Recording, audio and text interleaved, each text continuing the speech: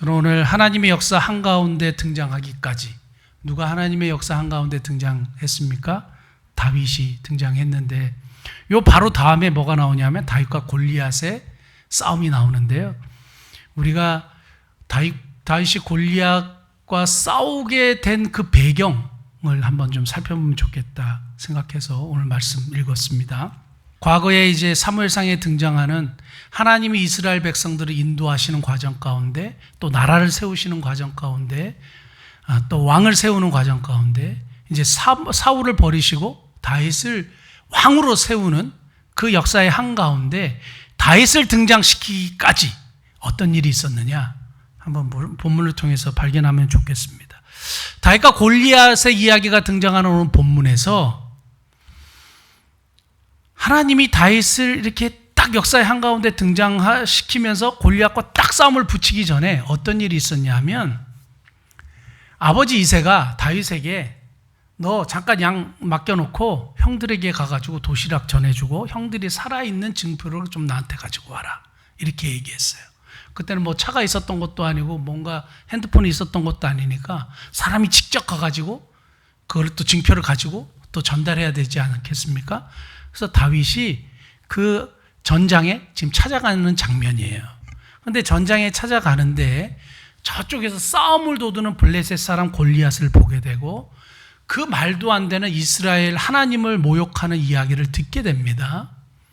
그러니까 이 할리 없는 블레셋 사람이 이 살아계신 하나님을 모욕하는 게 말이 되느냐, 이제 이 얘기를 하니까 그 얘기를 들었던 그 큰형 엘리압이 막 뭐라고 화를 내고 사실은 욕을 하는 그런 내용이 오늘 본문에 있고, 그런 것이 이제 오늘 본문의 배경입니다. 근데 제가 이 17장을 쭉 읽다가 하나님의 역사 한가운데 다윗이 등장하기까지 한 가지 실마리를 본문에서 발견했는데, 그것은 뭐냐 하면 12절부터 15절 말씀까지인데, 특별히 13절 말씀 보면, 12절부터 13절 말씀 보면, 성경 한번 보십시오. 오늘 읽었던 본문 보시면 다윗이 8번째 아들이었어요. 아들이 이새가 8 아들이 있었는데 다윗이 8번째 아들이래요. 13절, 그 장성한 세 아들은 사울을 따라 싸움에 나갔대요. 장성한 세 아들이 사울을 따라 싸움에 나갔대요. 그 싸움에 나간 세 아들의 이름은 엘리압이요, 그 다음은 아비나답이요, 그 다음에 삼마요, 다윗은 막내라, 이렇게 되어 있습니다. 장성한 세 사람은 사울을 따랐고, 다윗은 사울에게로 왕래하며 베들레헴에서 그의 아버지 양을 쳤대요. 사울에게 왜 왕래했냐면, 사울에게 악령이 자꾸 찾아와가지고 너무 괴롭게 하니까 수금을 타면 이 악령이 이렇게 도망간다는 이야기를 듣고, 수금을 잘 타는 다윗이라는 청년을 소문을 듣고 찾아와서 자기에게 오게 했어요. 그래서 16장 23절 한번 볼까요? 16장 23절 보면, 하나님께서 부리시는 악령이 사울에게 이를 때에 다윗이 수금을 들고 와서 손으로 탄즉 사울이 상쾌하여 낫고 악령이 그에게서 떠나더라. 그러니까 다윗은 사울과 이렇게 계속 왕래할 수 있었던 사람이에요. 왜냐하면 사울이 다윗을 픽했거든요. 그러니까 언제든지 왕래할 수 있었는데, 다윗은 뭘 했느냐? 사울을 따라가지 않았어요. 뭘 했느냐? 양을 지키는 자기의 본업에 열심히 충성스럽게 일을 했어요. 근데 형들은 뭘 했냐면 사울을 따라갔어요. 그러니까 나라를 지키기 위해서 사울을 따라가는 것처럼 보이지만 성경에서 다윗과 형들을 이렇게 비교합니다. 다윗은 하카탄, 아주 작은 자, 막내, 가장 작은 자, 하찮은 자. 지난번에도 말째가 남아있긴 하는데, 사무엘이 그 집에 왔을 때 말째가 남아있긴 한데 걔가 이런 식으로 이새가 사무엘에게 대답을 합니다. 근데 결국에는 다윗에게 기름을 부어요. 사람들에게 인정받지 못했어요, 다윗은. 그리고 시편에 보면 부모가 자기를 버렸다고 다윗이 고백하는 걸 보면 아버지에게 전혀 인정받지를 못했어요. 그래서 아버지가 너는 양이나 쳐라, 이렇게 했단 말이에요. 근데 오늘 본문에 보면 다윗은 누구보다도 사울을 따라갈 수 있었고, 사울을 통해서 약간 출세의 길을 따라갈 수 있었는데, 다윗은 어디로 가느냐? 양 지키는 것을 선택했어요. 자기 본업에 충실했고, 형들은 출세의 길, 성공의 길, 사울을 따라갔어요. 그러면서 여기서 등장하는 단어가 다윗은 막내라. 하카탄이라는 단어가 또 등장해요. 하찮은 사람. 막내라는 뜻도 있지만 하찮은 사람, 가장 작은 자. 근데 그 가장 작은 자가 뭘 했느냐? 작은 일이요. 사람들이 하찮게 보는 양치는 일을 했어요. 저는 이 말씀이 저에게 굉장히 큰 위로가 됐습니다. 다윗이 어떻게 해서 왕이 됐냐 하면 많은 양떼를 거느리고 많은 양떼를 잘 다스렸기 때문에 하나님이 왕으로 선택하신 게 아니더라고요. 다윗이 이렇게 돌보았던 양떼는 적은 무리라 그랬어요. 적은 무리라 그랬어요. 오늘 본문 말씀에 그 엘리압이 막 화를 내지 않습니까? 28절에 보면 너 양들은 누구에게 맡겼냐? 이렇게 하면서 막 얘기하는데 너 들에 있는 양들은 누구에게 맡겼느냐 할 때 여기서 등장하는 단어가 있어요. 메아트란 단어인데 적은 양들이요. 적은 무리의 양들을 누구에게 맡겼느냐. 그러니까 다윗이 아버지의 양을 열심히 이렇게 돌보고 쳤는데 그 양떼가 무수히 많은 양떼가 아니었단 말이에요. 적은 무리의 양떼였단 말이에요. 근데 그 일에 최선을 다했어요. 그래서 양이 고매이나 사자에게 뺏기면 찾아가서 그 양을 반드시 찾아냈다 그랬어요. 근데 하나님이 보신 게 뭐예요? 그걸 보신 거예요. 역사의 한가운데 다윗이 세워지기 전에 하나님이 다윗을 선택하신 이유는 뭐냐 하면 하카탄, 가장 작은 자가 작은 일에 충성하는 것을 하나님이 보신 거예요. 그러니까 여기서 카탄이라는 단어가 작다는 뜻인데 작은 일, 그리고 하찮은 일이라고 사람들이 생각했던 일에 다윗이 충성스러웠던 거예요. 하나님이 보신 것은 그런 거예요. 작은 무리, 작은 공동체이지만 열심히 목회하면 그것이 하나님이 기뻐하시는 일이고 내 사업이 큰 사업이 아니라 나에게 주어진 작은 사업이라 할지라도 이 일을 내가 최선을 다하면 하나님이 기뻐하시는 거예요. 하나님이 선택하시는 조건은 많은 일, 많은 것, 큰 것이 아니더라고요. 작은 것에 충성하느냐, 작은 것도 기꺼이 드릴 수 있느냐, 이런 것을 하나님이 보시더라 이 말이에요. 저는 이 말씀을 통해서 저에게도 굉장히 위로가 됐지만 오늘 우리들에게 시사하는 바가 굉장히 크다고 생각합니다. 우리는 자꾸 성공하는 길, 출세하는 길, 앞으로 나가는 것, 큰형 엘리압과 삼마와 아비나답처럼 사울을 막 따라가는데 다윗은 어디로 가요? 양 지키는 자기의 본업. 그래서 자기에게 맡겨진 일을 최선을 다할 때 하나님은 그 사람을 픽해서 하나님의 일들 가운데 쓰시더라 이 말이에요. 사랑하는 성도 여러분, 저와 여러분들에게 주어진 작은 일이 뭔지는 모르겠습니다. 저에게는 우리 교회 목회하는 일이고 저에게 맡겨진 선교하는 일과 또 이런 일들이겠죠. 그런 일에 충성을 다하고 최선을 다할 때 하나님께서 반드시 하나님의 역사에 기꺼이 사용하시는 그런 복된 은혜가 있을 줄 믿습니다. 자, 그 다음에 두 번째는 하자크예요. 다윗의 인생에 통해서 항상 등장하는 히브리 단어가 있는데 그게 하자크란 단어예요. 이 하자크는 어디서 등장하느냐? 역대하 16장 9절에 나옵니다. 여호와의 눈은 온 땅을 두루 감찰하사 전심으로 자기에게 향하는 자들에게 뭘 베풀어요? 능력을 베푸시는데 전심으로 자기를 향하는 자에게 능력을 베푸신다고 할 때 능력이 하자크예요. 하자크는 우리 교인들은 다 암송하실 거라고 생각하는데요. 5가지가 있어요. 5가지.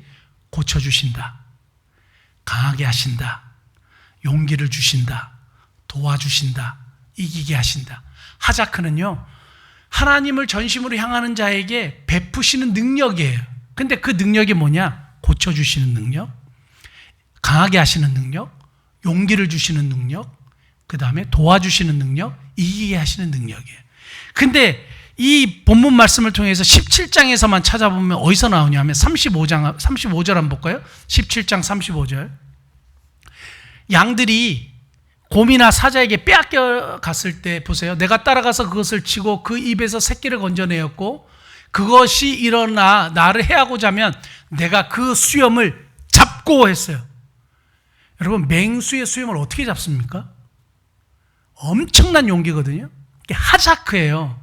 여기서 등장하는 단어가 하자크인데 다윗이 이러한 용기를 가지고 맹수의 수염을 잡고 자기의 양을 빼앗을 수 있었던 것은 뭐냐 하면 여호와를 전심으로 향했기 때문이에요. 갑자기 용기가 확 생기는 거 아니에요. 갑자기 도움을 확 받는 게 아니에요. 여호와를 전심으로 향했을 때. 그러니까 다윗의 인생은 항상 하나님을 전심으로 향하고 있었을 때 하나님께서 능력을 베풀어 주셨고 그 일들을 통해서 다윗이 지금까지 역사의 이제 한가운데 등장하게 되는 겁니다. 하자크예요. 고쳐주시고 용기를 주시고 도와주시는 하나님의 능력이 언제 믿느냐? 언제든지 하나님을 향하고 있을 때였어요.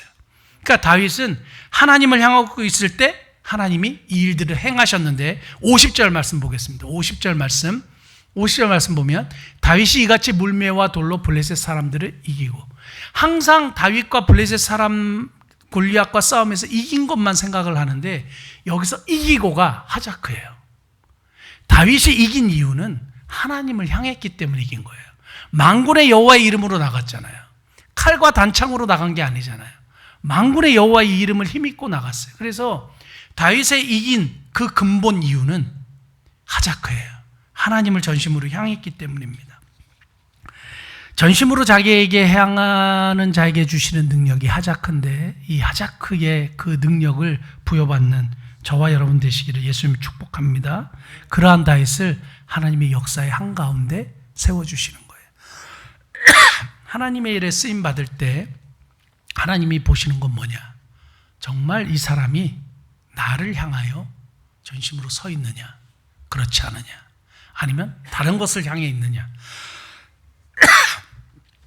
하자크의 능력을 경험하신 저와 여러분 되시기를 바랍니다. 그 다음에 제가 17장 보면서 처음으로 발견한 사실인데요. 제가 개인적으로 너무 은혜를 받은 말씀인데 오늘 본문 말씀 한번 볼까요? 28절 큰형 엘리압이 다윗이 사람들에게 하는 말을 들었다 그랬어요. 다윗이 사람들에게 하는 말을 들었대요. 그 다윗이 한 말이 26절에 나오는데 그게 뭐냐면 이 할례 받지 않는 블레셋 사람이 누구이기에 살아계신 하나님의 군대를 모욕하느냐 이거거든요. 근데 이 말을 듣고 큰형 엘리압이 막 화를 냈어요. 너 구경하러 왔지.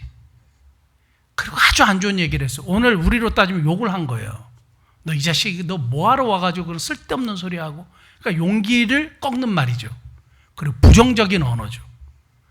그리고 너 그냥 꺼져버려 뭐 이렇게 하는 얘기죠. 그런데 31절 한번 볼까요? 31절 본문 31절 어떤 사람이 다윗의 한 말을 듣고 그것을 사울에게 전하였으므로. 31절을 보면 어떤 사람은 다윗의 말을 듣고 누구에게 전했어요? 사울에게 전했어요. 근데 이 믿음의 다윗의 말을 누군가 사울에게 전했기 때문에 다윗이 골리앗과 싸울 수 있었던 거예요. 다시 얘기할게요. 한 말을 듣고 전했어요. 믿음의 말을 듣고 그것을 전했어요. 그랬을 때 다윗이 골리앗과 싸우게 되고 하나님의 이름을 높이는 계기를 누군가가 만들어줬어요. 우리는 다른 사람에 대한 이야기를 듣고 항상 우리는 나쁜 쪽으로 부정적인 언어로 얘기할 때가 많아요. 엘리압처럼요. 그래서 용기를 꺾어버려요. 그래서 쓸데없는 소리 하지 말라고. 그건 일어날 수도 없는 일이라고. 막 이렇게 하는 일들이 많아요. 제가 말씀 준비하면서 작년과 재작년과 그 2년 전에 저를 찾아왔던 성도님들로부터 들었던 이야기의 한 8, 90%는 다 다른 사람들에 대한 안 좋은 얘기가 많았어요. 좋지 않은 얘기죠. 자기가 그것 때문에 시험 들었다는 얘기죠. 그래서 저에게 이야기를 했는데 믿음의 말이 아니라 다 부정적인 언어겠죠. 좋지 않은 얘기겠죠. 그런데 믿음의 언어를 전달하는 사람은 그 많지 않다는 얘기예요. 믿음의 언어를 전달하는 사람을 통해서 어떻게 해요? 하나님이 역사하셨어요. 다윗이 역사 한가운데 어떻게 등장했어요? 블레셋 사람 골리앗하고 어떻게 싸우게 됐어요? 누군가 다윗의 그 믿음의 말을 전해주었기 때문이에요. 그러면서 우리 초반에 필리핀에 처음 그 교회 세우고 난 다음에 두 번째 교회, 세 번째 교회가 세워진 일을 보니까 제가 선포를 했습니다. 그 송구영신 예배 때 하나님께서 동남아에 2개의 교회를 더 세우고자 하는 마음을 저에게 주셨고 이게 사실인지 아닌지 모르지만 2개의 교회를 더 세우기를 원합니다. 이렇게 했어요. 근데 들리는 얘기는 꿈도 크다는 얘기와 그게 가능하냐 이 얘기와 교인들 뭐 몇 명 안 되는데 자기 교인들이나 돌보지 이런 얘기가 많았어요. 그렇죠? 여러분들도 아마 들으셨을 겁니다. 이런 얘기가 있었어요. 그런데 누군가는 이 얘기를 전했어요. 누군가는 이 얘기를 전했어요.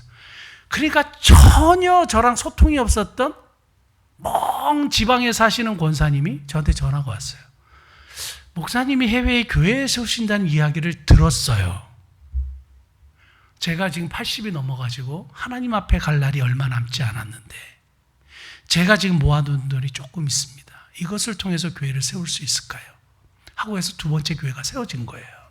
이번에 우리 필리핀 가서도 그 교회 통해서 세례받는 자들이 나온 거고 거기서 세워진 어린이집 아이들 우리가 그 피크닉을 해줬거든요. 그 다음에 세 번째 교회는요.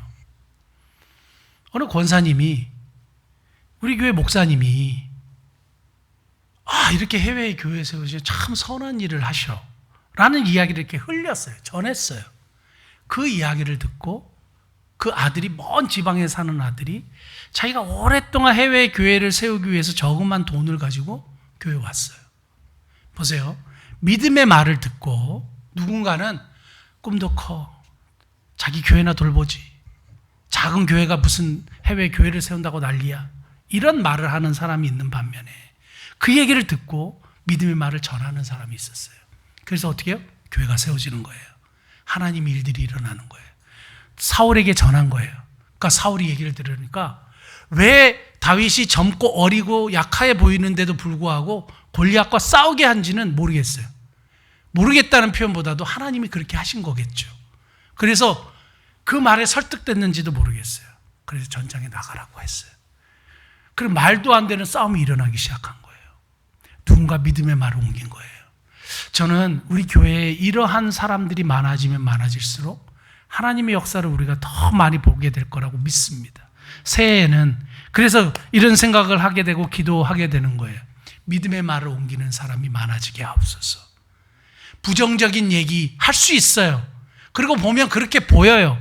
근데 그런 말 하는 것보다는 믿음의 말을 하고 믿음의 말을 옮기는 사람들을 통하여 하나님이 역사하신다는 걸 깨닫고 믿음의 말을 옮기시는 저와 여러분 되시기를 축복합니다. 이 자리에 계신 분들만 해도 충분해요.